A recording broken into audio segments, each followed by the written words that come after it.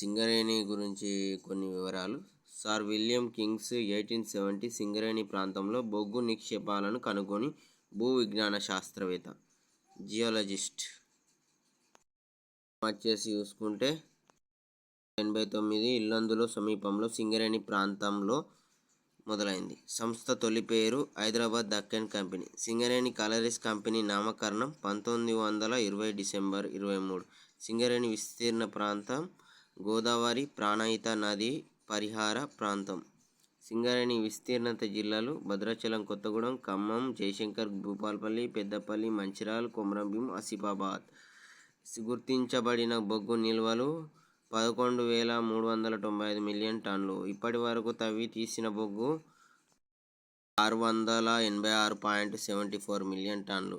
ప్రస్తుతం ఉత్పత్తి అందిస్తున్న గనుల సంఖ్య మొత్తం గనులు 42, భూగర్భ గనులు అండర్ గ్రౌండ్ గనులు వచ్చేసి 42, అండర్ గ్రౌండ్ మైన్ సర్ఫేస్ మైన్లు వచ్చేసి 18.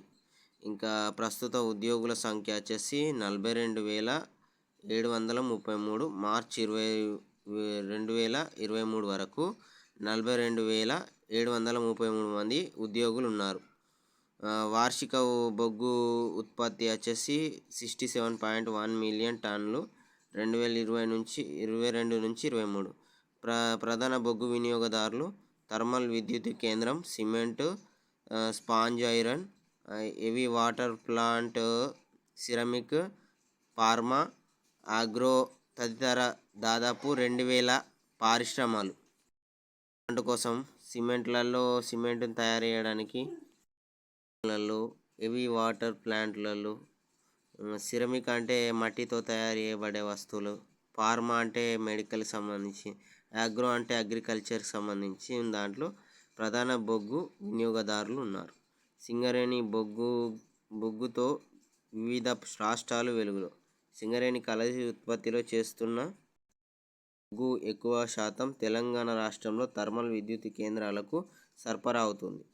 తద్వారా రాష్ట్రానికి తగినంత విద్యుత్ టీఎస్ జెన్కో సమకూరుస్తుంది. అంతేకాక సింగరేణి సంస్థ ఉత్పత్తి చేసే బొగ్గు ఇతర రాష్ట్రంలో కూడా సరఫరా అవుతూ ఆ రాష్ట్ర ప్రగతికి కూడా దోహదపడుతుంది. కొత్తగూడెంలో సింగరేణి అనేది ప్రాంతమైంది. ఫస్ట్ హైదరాబాద్ దక్కన్ కంపెనీగా పిలువబడింది. విలియం కింగ్స్ అనే జియాలజిస్ట్ 1870లో తన రీసెర్చ్ ప్రకారం బొగ్గు ఉందని కనుగొన్నాడు. ఎక్కడ ఉన్నాయో అక్కడ ఉన్న సోలార్ సిస్టమ్లు డెవలప్మెంట్ గురించి మొత్తం వాటి ఏరియా గురించి ఎన్టీపీసీ 10 మెగావాట్స్, రామూన్ RG3 50 megawatts, Bhupalpally 10 megawatts, Kothagudem 37 megawatts, Yellandu 39 megawatts, Mandamarri 28, Mandamarri stage dependent jobs, కారుణ్య ఉద్యోగాలు, తండ్రి కొడుకుకు పెట్టించిన జాబ్స్ గురించి ఈ ర్యాక్ రికార్డ్. ఇది వాళ్ళకు సంబంధించిన ఇయర్, అందులో జాయిన్ అయిన ఉద్యోగంతో వచ్చిన 4,207 మంది ఉద్యోగులు. ఇది ఇంటర్నల్ 3,490 మంది ఉద్యోగులు. ఇది వచ్చేసి సీదర్ IAS ఆఫీసర్, ఇంకా MD, ఇంకా చైర్మన్ ఇతని గురించి. Bye friends, bye.